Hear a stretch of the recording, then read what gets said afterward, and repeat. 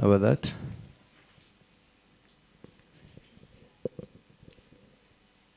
Ay, good mzee. Mpigieni makofi.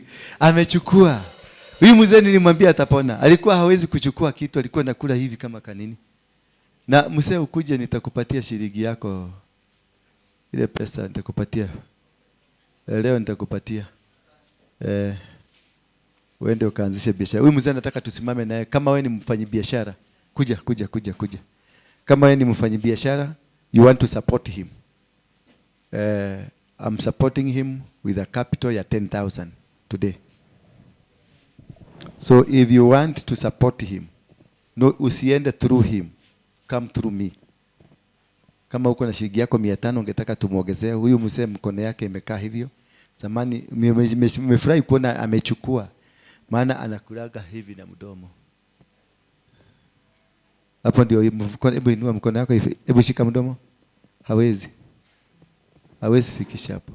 Sasa mzee kama huyu tunataka tumwekee biashara kadogo ya kuuza kagumu, tumadasi, si ndio?